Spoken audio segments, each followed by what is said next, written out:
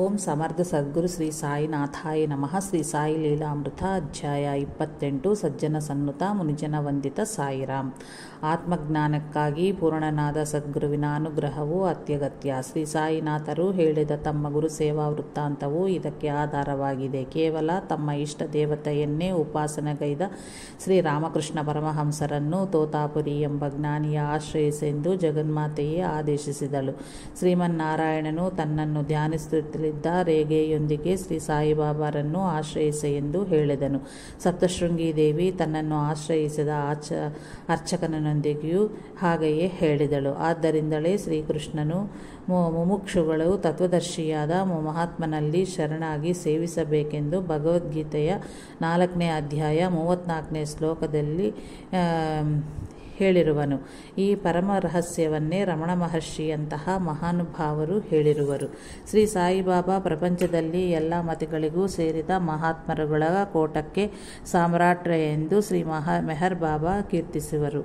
ಅಷ್ಟೇ ಅಲ್ಲ, ಪೂರ್ಣ ದತ್ತಾತ್ರೇಯ ಸ್ವರೂಪರಾದ ಶ್ರೀ ಅಕ್ಕಲ್ಕೋಟ್ ಮಹಾರಾಜರು ಶ್ರೀ ದುನಿವಾಲ ದಾದಾವರ ದಾರಿಯಾಗಿ ಸಾಮಾನ್ಯ ಸಾಧುಗಳವರೆಗೂ ಎಲ್ಲರೂ ತಮ್ಮ ರೂಪವೇ ಎಂದು ಭಕ್ತರಿಗೆ ಅನುಭವ ಕೊಟ್ಟರು.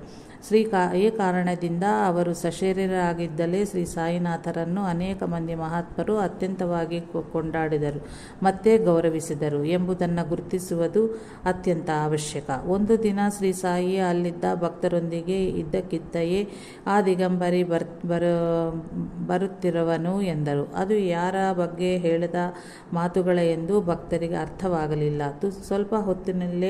ಸ್ವಲ್ಪ ಹೊತ್ತು ಅನಂತರ ಬೂಟಿಯೊಂದಿಗೆ ಶೇವ್ಗಾಂವ್ ನಿವಾಸಿಗಳಾದ ಶ್ರೀ ಗಜಾನನ್ ಮಹಾರಾಜರು ಆಗಮಿಸಿದರು. ಅವರು ಮಸೀದಿಯನ್ನು ಪ್ರವೇಶಿಸದೆ ಅದರ ಮುಂಭಾಗದಲ್ಲಿಯೇ ಕೆಲ ಹೊತ್ತು ಕುಳಿತರು. ಒಬ್ಬರು ನೋಡಿದಾಗ ಮತ್ತೊಬ್ಬರು ನೋಡದೆ ಶ್ರೀ ಸಾಯಿ ಮತ್ತು ಶ್ರೀ ಗಜಾನನ್ ಮಹಾರಾಜರು ಒಬ್ಬರನ್ನೊಬ್ಬರು ಮೌನವಾಗಿ ಸ್ವಲ್ಪ ಹೊತ್ತು ನೋಡಿಕೊಂಡರು. ಅನಂತರ ಶ್ರೀ ಗಜಾನನ್ ಮಹಾರಾಜರು ಶಿರಡಿಯ ಬೀದಿಗಳಲ್ಲಿ ಕೆಲ ಹೊತ್ತು ಅಡ್ಡಾಡಿ ತದನಂತರ ಹಿಂದಿರುಗಿದರು.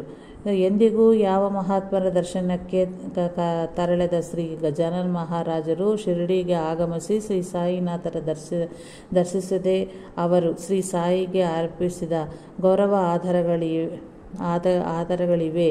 ಅಂತೆಯೇ ಶ್ರೀ ದುನಿವಾಲ ದಾದಾರ ಪ್ರಥಮ ಶಿಷ್ಯರು, ಆ ಗುರುಪೀಠದ ವಾರಸುದಾರರೂ ಆದ ಚೋಟೆ ದಾದಾ ಎಂಬ ಸಿದ್ಧಪುರುಷರು ಶ್ರೀ ಸಾಯಿನಾಥರ ದರ್ಶನಕ್ಕೆ ಕಾಕಾ ಸಾಹೇಬ್ ದೀಕ್ಷಿತರೊಂದಿಗೆ ಬಂದರು.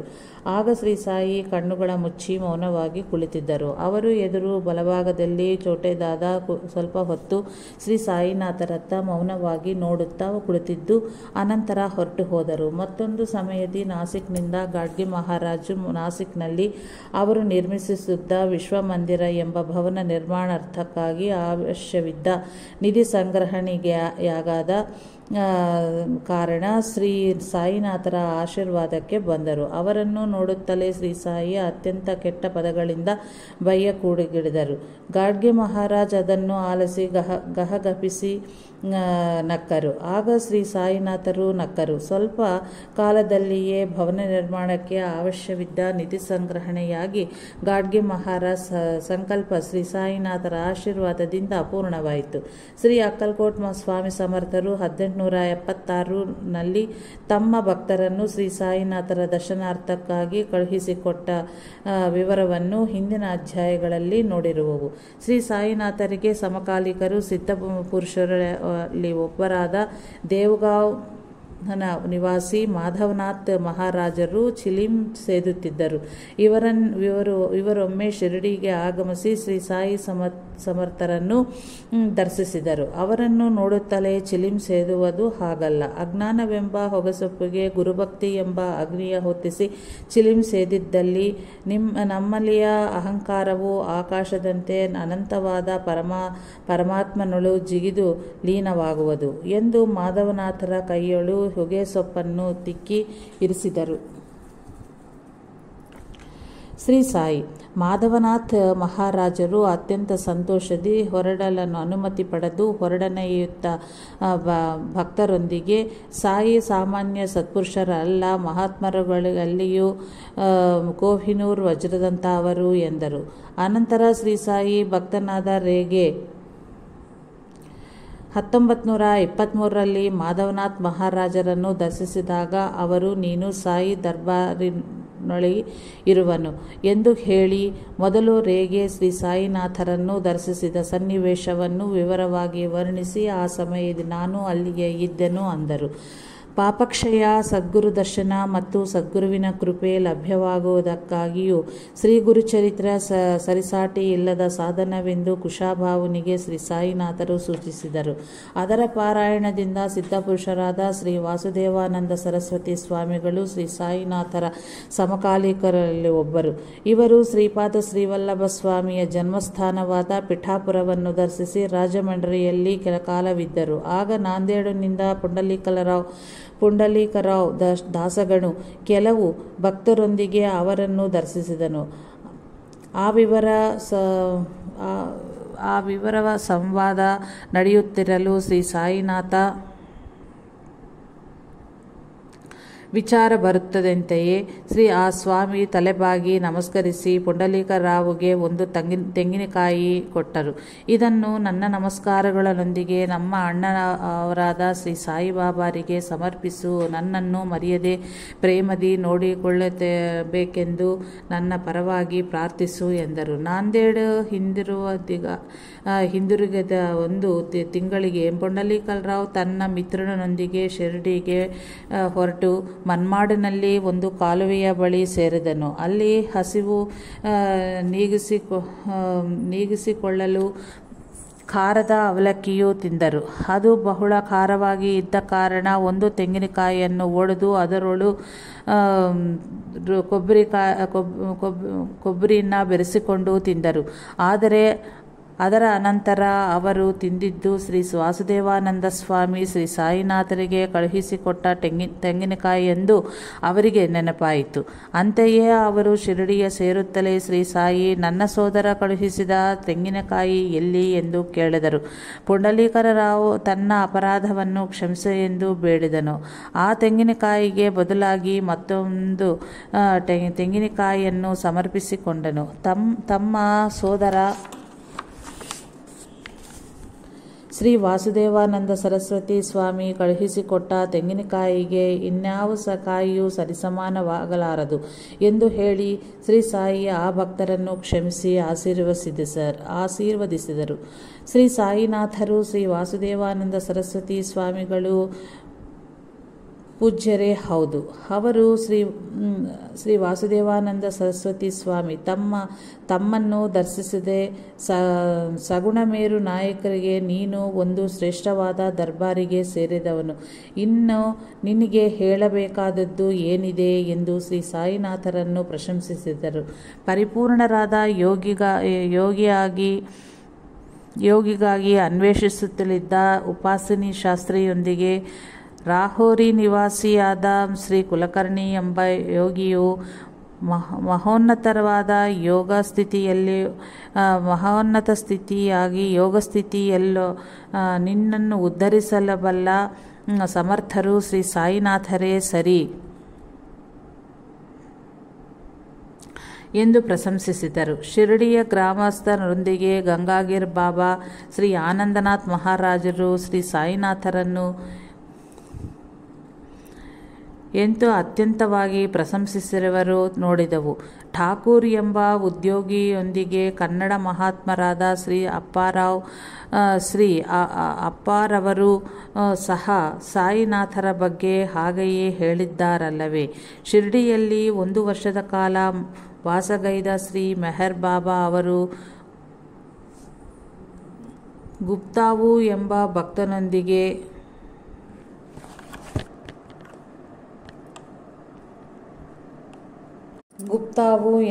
ಭಕ್ತನೊಂದಿಗೆ ಸಾಯಿಬಾಬಾ ಎಷ್ಟು ಶ್ರೇಷ್ಠರೋ ಎಂಬುದ ತಿಳಿದುಕೊಳ್ಳುವುದು ನಿಮಗೆ ಅಸಾಧ್ಯ. ಆಧ್ಯಾತ್ಮದ ಪರಿಪೂರ್ಣತೆಯೇ ಸಾಯಿಯಾಗಿ ಪ್ರಕಾಶಿಸುತ್ತಿರುವುದು. ಅವರ ವಿಚಾರ ನಿಮಗೆ ತಿಳಿದರೆ ಅವರು ಈ ಇಡೀ ಸೃಷ್ಟಿಯೇ ಗುರುವೆಂದು ತಿಳಿಯುವುದು ಎಂದರು.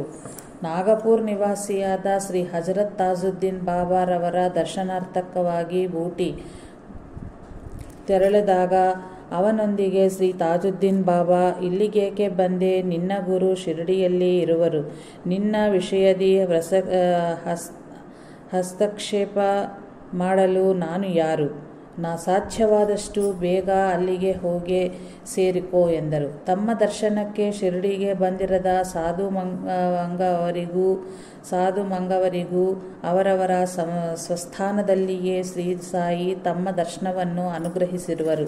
ಉದಾಹರಣೆಗೆ 1914ರಲ್ಲಿ ನಾಂದೇಡ್ ಸಮೀಪದಲ್ಲಿ ವಾಸಿಸಲಿದ್ದ ದಾಜಿ ಮಹಾರಾಜರವರನ್ನು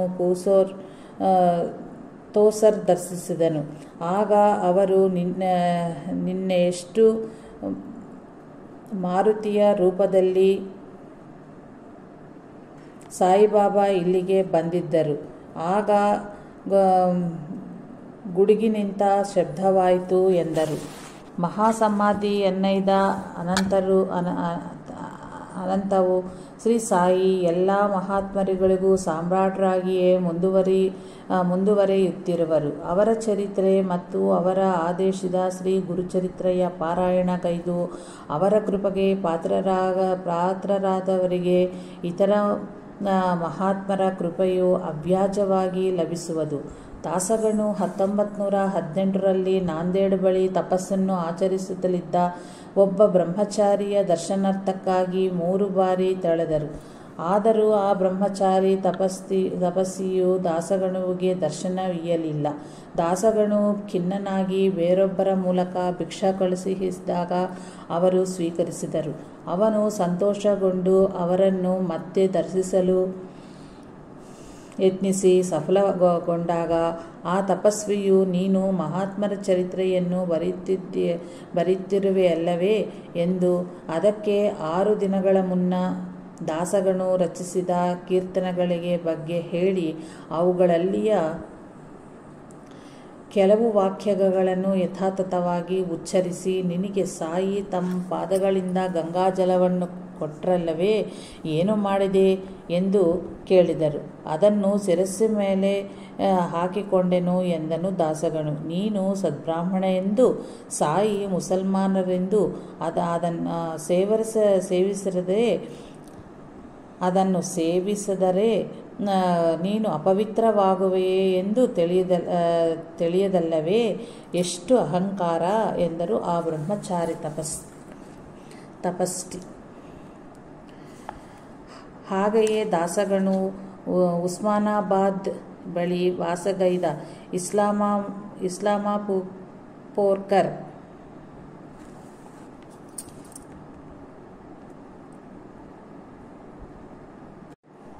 ಎಂಬ ವೃದ್ಧ ಬ್ರಾಹ್ಮಣಾದ ಸಾಧು ಮಂಗವರನ್ನು ದರ್ಶಿಸಿ, ಶ್ರೋತ್ರಿಯನಾದ ನಾನು ಸಾಯಿಯನ್ನು ದರ್ಶಿಸಬಹುದೇ ಎಂದು ಕೇಳಿದನು.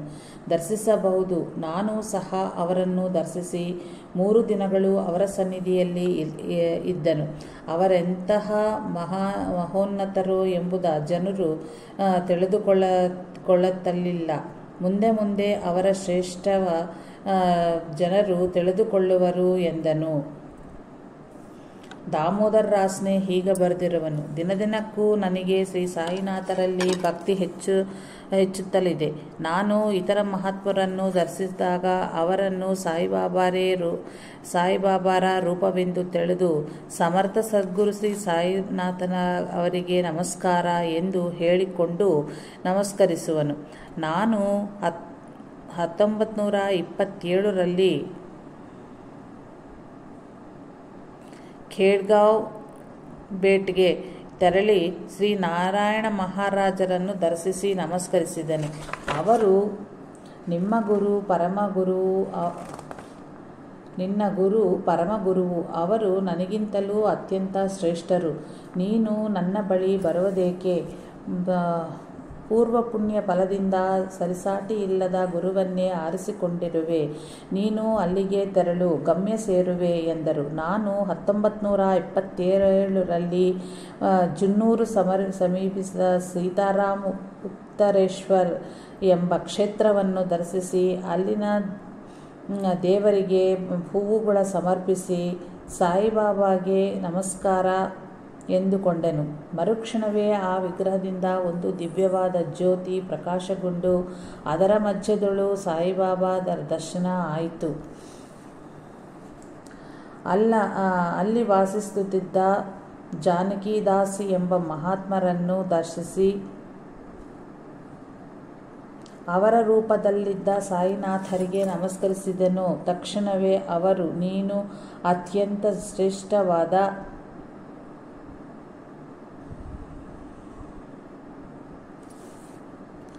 ಅವರ ರೂಪದಲ್ಲಿ ಸಾಯಿನಾಥರಿಗೆ ನಮಸ್ಕರಿಸಿದನು. ತಕ್ಷಣವೇ ಅವರು, ನೀನು ಅತ್ಯಂತ ಶ್ರೇಷ್ಠರಾದ ಮಹಾತ್ಮರನ್ನು ಆಶ್ರಯಿಸುವೆ. ನನ್ನಂತಹ ಸಾಮಾನ್ಯ ಸಾಧುವನ್ನು ದರ್ಶಿಸುವುದಾದರೂ ಏಕೆ? ನಮ್ಮಂಥವರೆಲ್ಲರೂ ಶ್ರೀ ಸಾಯಿಬಾಬಾರ ಪಾದಗಳನ್ನೇ ಆಶ್ರಯಿಸಿದೆವು ಎಂದರು. ಜನಾರ್ದನ್ ಗಲ್ವಂಕರ್ ಶ್ರೀ ಸಾಯಿಬಾಬಾರನ್ನು ದರ್ಶಿಸನಾದರೂ ಬಾಬಾರಿಗೆ ಸನ್ನಿಹಿತನಾಗಲಿಲ್ಲ. ಆದರೆ ಶ್ರೀ ಬಾಬಾ ಮಹಾಸಮಾಧಿ ಎನ್ನೈದ ಅನಂತರ ಅವನಿಗೆ ಆಧ್ಯಾತ್ಮಿಕ ಜೀವನ ಮತ್ತು ಶ್ರೀ ಸಾಯಿನಾಥರ ಬಗ್ಗೆ ಭಕ್ತಿ ಶ್ರದ್ಧೆಗಳು ಬಲಗೊಂಡವು. ಅವನು 1921ರಲ್ಲಿ ಸಹಕುಟುಂಬ ಸಮೇತವಾಗಿ ಪ್ರಯಾಗ ಕ್ಷೇತ್ರಕ್ಕೆ ಭೇಟಿಯಿತ್ತು. ಅಲ್ಲಿಯ ಭರದ್ವಾಜರ ಆಶ್ರಮದಲ್ಲಿ ಕುಳಿತು ತನಗೆ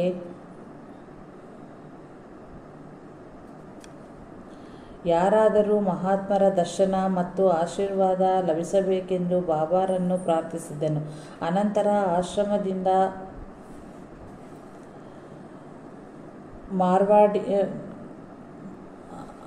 ಆಶ್ರಮದಿಂದ ಹೊರನಡೆದು ಸ್ವಲ್ಪ ದೂರ ಸಾಗಿದ ತನಂತರ ಆ ಕ್ಷೇತ್ರ ದರ್ಶನ ಮಾಡಿಸಲಿದ್ದ ವ್ಯಕ್ತಿಯು ಒಬ್ಬ ಮಹಾತ್ಮರನ್ನು ಅವನಿಗೆ ತೋರಿಸಿದನು. ಆ ಮಹಾತ್ಮರು 7 ವರ್ಷಗಳಿಗೊಮ್ಮೆ ಪ್ರಯಾಗಕ್ಕೆ ಬರುವರೆಂದು, ಯಾರಿಗೂ ದರ್ಶನ ನೀಡರೆಂದು, ಅಂತೆಯೇ ದಕ್ಷಿಣೆಯನ್ನು ಸ್ವೀಕರಿಸರೆಂದು ಅವನು ಹೇಳಿದನು. ಗಲ್ವಂಕರ್ ಮನದೋಳು ಶ್ರೀ ಸಾಯಿನಾಥರನ್ನು ಸ್ಮರಿಸಿ ಆ ಮಹಾತ್ಮರ ಬಳಿ ಸಾರಿದನು. ಎಂದಿಗೂ ಯಾರನ್ನೂ ಹತ್ತಿರ ಬರಗೂಡದೆ ಕಸೂರಿ ಬೆದರಿಸಿ ಅಣ್ಣುತ್ತಿದ್ದ ಆ ಮಹಾತ್ಮರು ಆಶ್ಚರ್ಯವೆಂಬಂತ ಪ್ರೇಮದಿಂದ ಕೈಯೆತ್ತಿ ಆಶೀರ್ವದಿಸಿ, ಬಾ ತಂದೆ ಬಾ ಎಂದು ಆಹ್ವಾನಿಸಿದರು. ಗಲ್ವಂಕರ್ ಸಕುಟುಂಬ ಸಮೇತವಾಗಿ ಅವರಿಗೆ ನಮಸ್ಕರಿಸಿದನು. ಗಲ್ವಂಕರ್ ತನ್ನ ಜೇಬಿನಲ್ಲಿ ಇದ್ದ 3 ಆಣೆಗಳನ್ನು ದಕ್ಷಿಣೆಯಾಗಿ ಸಮರ್ಪಿಸಲು ಆ ಮಹಾತ್ಮರು ಅದನ್ನು ಅತ್ಯಂತ ಆದರದಿ ಸ್ವೀಕರಿಸಿದರು. ಹಾಗೆಯೇ ರೇಗೆ ಎಂಬ ಸಾಯಿ ಭಕ್ತನು ಹಜರತ್ ತಾಜುದ್ದೀನ್ ಬಾಬಾರ ದರ್ಶನಾರ್ಥಕ್ಕಾಗಿ ನಾಗಪುರ್ ತೆರಳಿದನು. ಆ ದಿನಗಳಲ್ಲಿ ತಾಜುದ್ದೀನ್ ಬಾಬಾ ರಾಜನ ಅಂತಃಪುರದಲ್ಲಿ ವಾಸಿಸುತ್ತಿದ್ದ ಕಾರಣ ಅವರ ದರ್ಶನ ಲಭಿಸುವುದು ಅತ್ಯಂತ ಕಷ್ಟಕರವಾಗುತ್ತಿತ್ತು.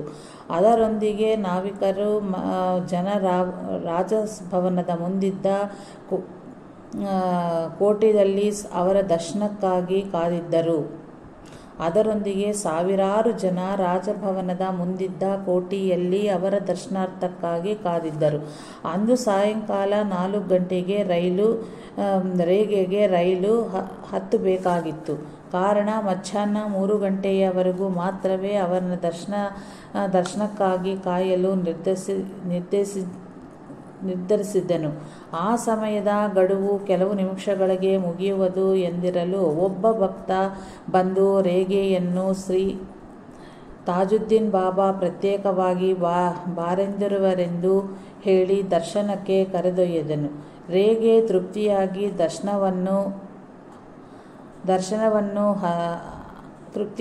ಅವರನ್ನು 10 ನಿಮಿಷಗಳ ಕಾಲ ದರ್ಶಿಸಿ ಅವರ ಆಶೀರ್ವಾದವನ್ನು ಪಡೆದನು. ಕೆಲ ಕಾಲದ ಅನಂತರ ಶ್ರೀ ಶೀಲನಾಥ್ ಮಹಾರಾಜ್ ಆ ಪ್ರಾಂತಕ್ಕೆ ಬರುವರೆಂದು ತಿಳಿದು ರೇಗೆ ಅವರನ್ನು ದರ್ಶಿಸಿ ತನ್ನ ಮನೆಗೆ ಆಹ್ವಾನಿಸಿದನು.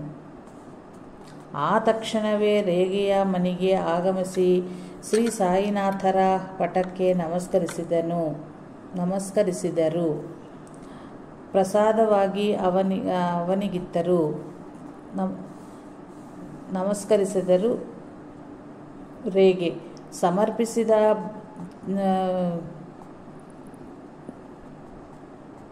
ಚಹಾವನ್ನು ಸ್ವಲ್ಪ ಕುಡಿದು ಉಳಿದ ಚಹಾವನ್ನು ಪ್ರಸಾದವಾಗಿ ಅವನಿಗಿದ್ದರು. ಮತ್ತೊಮ್ಮೆ ಸಾಯಿಖೇಡ ನಿವಾಸಿಯಾದ ಶ್ರೀ ಕೇಶವಾನಂದ್ ಜಿಯರವರನ್ನು ಪುಣೆಯ ನಿವಾಸಿಯಾದ ಹಜರತ್ ಬಾಬುಜಾನ್ ಎಂಬ ಸಿದ್ಧಗಳನ್ನು ರೇಗೆ ದರ್ಶಿಸಿದನು. ಆ ಇಬ್ಬರು ಮಹಾತ್ಮರು ಅವನನ್ನು ನೋಡುತ್ತಲೇ ನೀನು ಸಾಯಿಬಾಬಾ ದರ್ಬಾರಿಗೆ ಸೇರಿದವನು ಎಂದು ಬಹಳವಾಗಿ ಆದರಿಸಿದರು.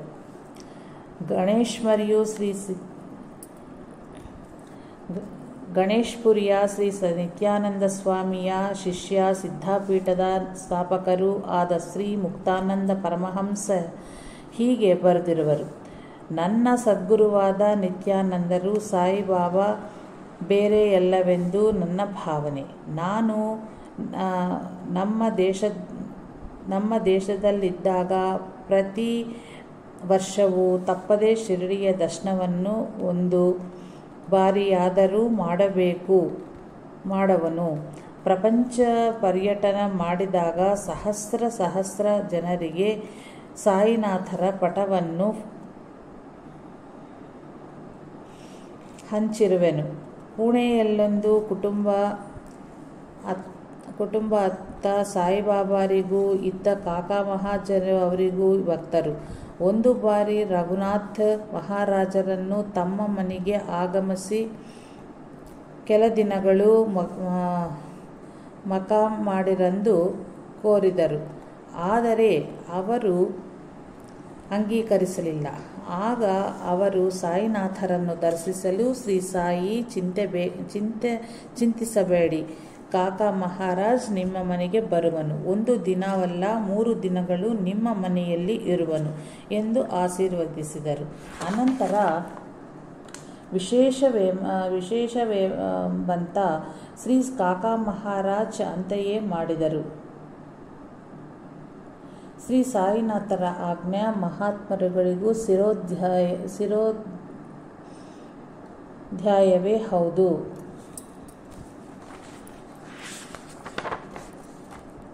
ಶ್ರೀ ಮಾಧವರಾಜ್ ಮಹಾರಾಜ್ ಇಂದೂರಿನಲ್ಲಿ ಅನೇಕರನ್ನು ಭಕ್ತಿ ಮಾರ್ಗದಲ್ಲಿ ನಡೆಸಿದ ಮಹಾನುಭಾವರು. ಇವರಿಗೆ ಶ್ರೀ ಸಾಯಿನಾಥರಲ್ಲಿ ಅತ್ಯಂತ ಶ್ರದ್ಧಾ ಭಕ್ತಿಗಳಿದ್ದವು. ಬಾಬಾ ಸಾಹೇಬ್ ರೇಗೆ ಒಂದು ಬಾರಿ ಇವರನ್ನು ದರ್ಶಿಸಿ ಮತ್ತೆ ಪುಣೆಗೆ ಹಿಂದಿರುಗಿತ್ತಲೂ ಶ್ರೀ ಮಾಧವರಾಜ್ ಮಹಾರಾಜ್ ಹೀಗೆ ಹೇಳಿದರು, ನೀನು ಮೊದಲು ಶಿರಡಿಯ ದರ್ಶಿಸಿ ಅನಂತರ ಮನೆಗೆ ತೆರಳು. ಈ ಪತ್ರವನ್ನು ಬಾಬಾರಿಗೆ ಕೊಡು. ಆ ಪತ್ರದಲ್ಲಿ ದೇವಿ ಸಾಕ್ಷಾತ್ಕಾರ ಮೊದಲಾದ ಅನೇಕ ವಿಷಯಗಳ ಬಗ್ಗೆ ಅವರು ಬರೆದಿದ್ದರು. ರೇಗೆ ಶಿರಡಿಯ ಸೇರುವವಳಿಗೆ ಅರ್ಧರಾತ್ರಿಯಾಗಿದ್ದ ಕಾರಣ ಸಮಾಧಿಯ ಮಂದಿರ ಬಾಗಿಲು ಹಾಕಲಾಗಿತ್ತು. ಏನು ಮಾಡಬೇಕು ಎಂದು ತಿಳಿಯದೆ ಅವನು ಆ ಪತ್ರವನ್ನು ಒಂದು ಕಿಟಕಿಯಲ್ಲಿ ಇರಿಸಿ ಅಲ್ಲಿಯೇ ನಿಂತನು. ವಿಚಿತ್ರ ಮತ್ತು ವಿಶೇಷವೆಂಬುದ ಅವನು ನೋಡುತ್ತಿರುವಂತೆಯೇ ಅವನ ಕಣ್ಣುಗಳಿಗೆ ಎದುರೇ ಇಡೀ ದೃಶ್ಯವೇ ಬದಲಾಯಿತು. ಅವನ ಎದುರು ಬಾಬಾರ ಸಮಾಧಿ ಇರುವುದು, ಅದರ ಮೇಳುಳ್ಳ ಸೊಳ್ಳೆಯ ಪರದ ತೆರಲಾಗಿದ್ದೆ. ಬಲಭಾಗದಿ ತಾನು ಎಡಭಾಗದಲ್ಲಿ ಒಂದು ಪುಲಿ ಇತ್ತು. ಮರುಕ್ಷಣವೇ ಎಡಭಾಗದಿ ಹೆಬ್ಬುಲಿಯ ಬದಲು ದೇವಿಯ ಮೂರ್ತಿ ಕಂಡಿತು. ಅದನ್ನು ನೋಡುತ್ತಲೇ ಮಾಧವನಾಥರು ಪತ್ರದೊಳು ಬರೆದ ವಿಷಯವು ಸ್ಮರಣೆಗೆ ಬಂದಿತ್ತು.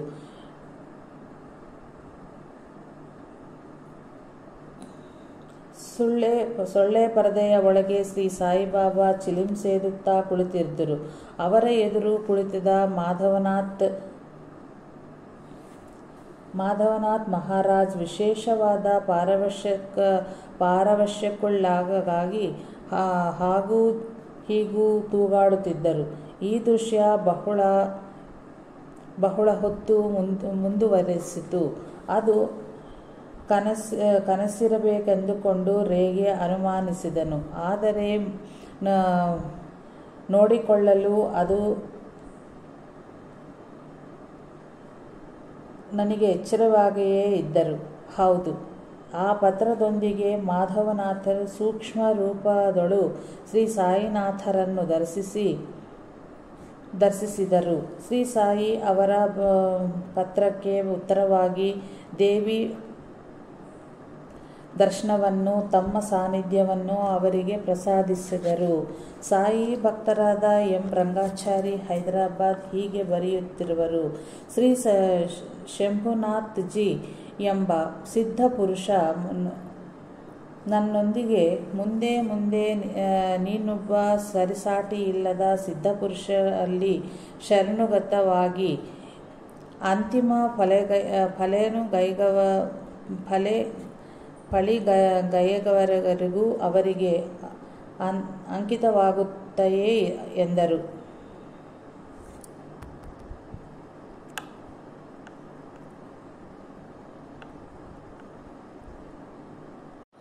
ಸಾಯಿ ಭಕ್ತರಾದ ಎಂ ರಂಗಾಚಾರಿ ಹೈದರಾಬಾದ್ ಹೀಗೆ ಬರೆಯುತ್ತಿರುವರು. ಶ್ರೀ ಶಂಭುನಾಥ್ ಜಿ ಎಂಬ ಸಿದ್ಧ ಪುರುಷ ನನ್ನೊಂದಿಗೆ ಮುಂದೆ ನೀನೊಬ್ಬ ಸರಿಸಾಟಿ ಇಲ್ಲದ ಸಿದ್ಧ ಪುರುಷರಲ್ಲಿ ಶರಣಾಗತನಾಗಿ ಅಂತಿಮ ಫಳೆಯವರೆಗೂ ಅವರಿಗೆ ಅಂಕಿತವಾಗುತ್ತೀಯೇ ಎಂದರು. ಹಾಗೆಯೇ 1-2 ವರ್ಷಗಳಲ್ಲಿಯೇ ನಾನು ಬಾಬಾರನ್ನು ಆಶ್ರಯಿಸಿದನು. ಅನಂತರ 1940ರಲ್ಲಿ ಶ್ರೀ ಸ್ವಾಮಿ ರಾಮದಾಸ್ ಅವರು ನಿಧಿಗಳಿಗೆಲ್ಲಕ್ಕೂ ಮಹಾನಿಧಿಯಂತಹ ಮಹಾತ್ಮರನ್ನು ಆಶ್ರಯಿಸುವೆ, ಎಂದಿಗೂ ಅವರನ್ನು ಬಿಡಬೇಡ ಎಂದರು. ಅಂತೆಯೇ 1958ರ ವಿಜಯದಶಮಿಗೆ ಕಳುಹಿಸಿದ ಸಂದೇಶದಲ್ಲಿ ಶ್ರೀ ಸ್ವಾಮಿ ಶಿವಾನಂದ್, ಶಿರ್ಡಿ ಸಾಯಿಬಾಬಾ ಎಂದರೆ ಆನಂದ ಸಾಗರವೇ,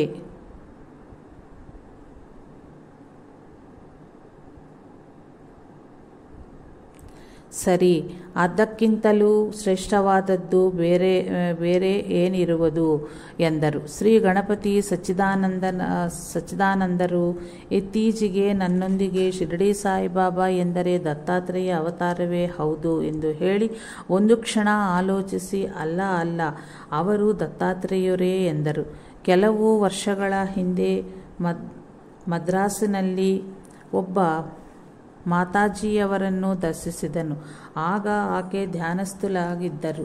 ಕಾಲು ಗಂಟೆಯ ಅನಂತರ ಆಕೆ ಶಿರ್ಡಿ ಸಾಯಿಬಾಬಾ ಎಂದು ನನ್ನತ್ತ ನೋಡಿ, ತ್ರೈತಾಯುಗದಳು ವಸಿಷ್ಠ ಮಹರ್ಷಿಯಾಗಿ, ದ್ವಾಪರಳು ದತ್ತಾತ್ರೇಯರಾಗಿ ಅವತರಿಸಲೆಂದು, ಕಲಿಯುಗದಲ್ಲಿ ಶಿರ್ಡಿ ಸಾಯಿಬಾಬಾ ಆಗಿ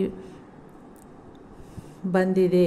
ಈಗ ಶಿವ ರಾಮ ಮಂದಿರಗಳು ಇರುವಂತೆಯೇ 1-2 ಶತಾಬ್ದಗಳೊಳಗೂ ಪ್ರತಿ ಗ್ರಾಮದಲ್ಲಿಯೂ ಸಾಯಿ ಮಂದಿರಗಳು ಏರ್ಪಾಟಾಗುವುವು. ಅವು ನಮ್ಮ ಗ್ರಾಮೀಣ ಜೀವನಕ್ಕೆ ಕೇಂದ್ರವಾಗುವವು ಎಂದರು. ಒಂದು ಬಾರಿ ಸಮಾಧಿಯನ್ನೈದ ಸಿದ್ಧಪುರುಷರ ಜ್ಞಾನ ನೀಡಲಾರೆಂದು ಕೇಳಿದನು. ನಾನು ಗ್ರಂಥಕರ್ತ. ಪುಣೆಗೆ ತೆರಳಿದಾಗ ಶ್ರೀ ವಾಸುದೇವಾನಂದ ಸ್ವಾಮಿಗೆ ಪ್ರತ್ಯಕ್ಷ ಶಿಷ್ಯರಾದ ಶ್ರೀ ಗುಳವಣಿ ಮಹಾರಾಜ್ ಎಂಬ ಯೋಗಿ ಸಾಯಿಬಾಬಾ ಕಾ ಬೇಟಾ ಶ್ರೀ ಸಾಯಿಯ ವಿಷಯವೂ ಹಾಗಿಲ್ಲವು. ಅವರು ದತ್ತಾವತಾರವೇ ಹೊರತು ಕೇವಲ ಸಿದ್ಧಪುರುಷರಲ್ಲ. ಸಮಾಧಿಯನ್ನೈದ ಅನಂತರವೂ ಅವರ ಅನೇಕರಿಗೆ ಸಶರೀರರೊಂದಿಗೆ ದರ್ಶನವಿತ್ತು ಉದ್ಧರಿಸುತ್ತಿದ್ದಾರೆ. ನೀನು ನಡೆಯುತ್ತಿರುವ ಮಾರ್ಗ ತುಂಬ ಒಳ್ಳೆಯದು, ಆ ಮಾರ್ಗದಲ್ಲಿಯೇ ಹೋಗು ಎಂದರು. ಕಾಳಹಸ್ತಿಯಲ್ಲಿ ದಾಸಗೈದ ಅವಧೂತ ಗೋಪಾಲ್ ಸ್ವಾಮಿ ಸಾಯಿ ಭಗವಾನ್ ಹೈ ಅಂದರು. ಶ್ರೀ ಸಾಯಿ ಇಂತಹ ಮಹಾಮಹಿಮರಾದ ಕಾರಣದಿಂದಲೇ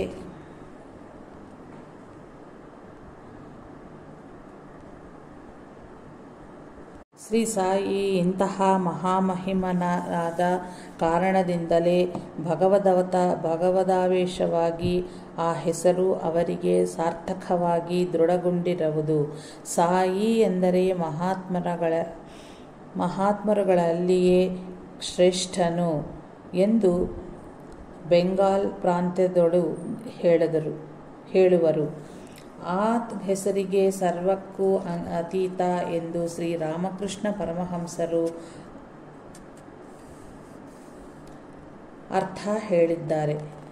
ಒಂದು ದಿನ ಶ್ರೀರಾಮಕೃಷ್ಣ ಪರಮಹಂಸರು ತಮಗೆ ಚಿಲಿಂ ಸೇದುತ್ತಲಿರುವ ಮಹಾತ್ಮರ ಚಿತ್ರಪಟವೊಂದು ಧ್ವನಿ ನಿರ್ವಹಿಸುವ ಮಹಾತ್ಮರ ಚಿತ್ರಪಟವೊಂದು ಬೇಕೆಂದು ಕೋರಿ ಅವುಗಳನ್ನು ನೋಡುವುದರಿಂದ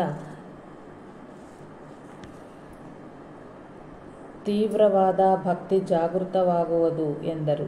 ಯಾವಾಗಲೂ ಚಿಲಿಂ ಸೇದುವ ಮಹಾತ್ಮರೆಂದರೆ ಶೇವ್ಗಾಂವ್ ನಿವಾಸಿಯಾದ ಶ್ರೀ ಗಜಾನನ್ ಮಹಾರಾಜ್.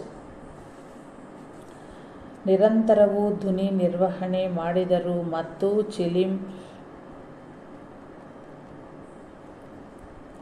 ಸೇದಿದ್ದು ಶ್ರೀ ಸಾಯಿಬಾಬಾ.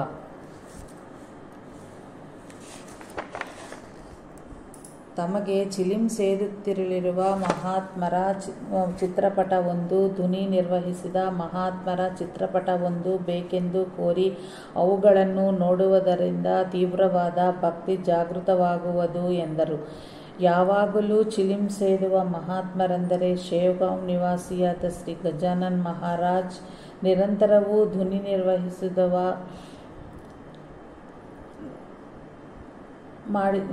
ಮತ್ತು ಚಿಲಿಂ ಸೇದಿದ್ದು ಶ್ರೀ ಸಾಯಿಬಾಬಾ.